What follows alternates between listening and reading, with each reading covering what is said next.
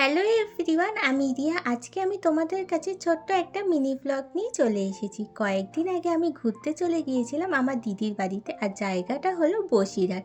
সেই বড় ব্লগটা নিশ্চয়ই তোমরা অনেকেই দেখে ফেলেছো। মাত্র দুদিনের জন্য গিয়েছিলাম দিদির বাড়িতে ঘুরতে, আর এই ঘুরতে যাওয়ার পর যে জায়গাগুলো যাওয়ার সুযোগ হয়েছিল, একটা হলো ইছামতি নদীর ধার, আর একটা হলো বাংলাদেশের বর্ডার দেখতে গিয়েছিলাম। আগের দিন বিকেলবেলায়ও ইছামতি নদীর ধারে ঘুরতে গিয়েছিলাম আমি, মা, বাবা, মাসি, মেশো সবাই মিলে। তো পরের দিন সকালবেলায় মনে হলো আর একবার ইছামতি নদীর ধারটা ঘুরে আসি।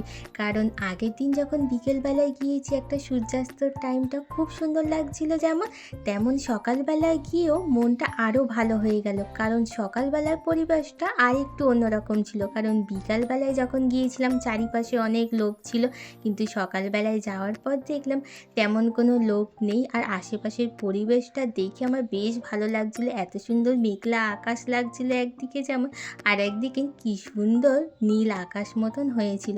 খুব সুন্দর হাওয়াও দিচ্ছিল। বেশ কিছুক্ষণ ওখানেই আমি সময় কাটাচ্ছিলাম, কারণ জায়গাটা আমার এত পছন্দ হয়েছে।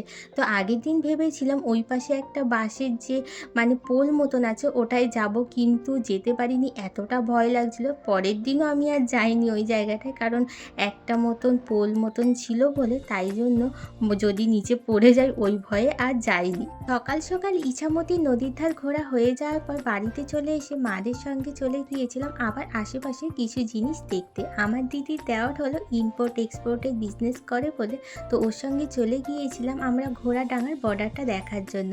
বর্ডার দেখা হয়ে যাওয়ার পর চলে আসলাম মিষ্টির দোকানে, আর ওখান থেকে কিনে নিলাম রসমালাই। খাওয়া দাওয়া হয়ে যাওয়ার পর চলে আসলাম বাড়ির দিকে। টাটা।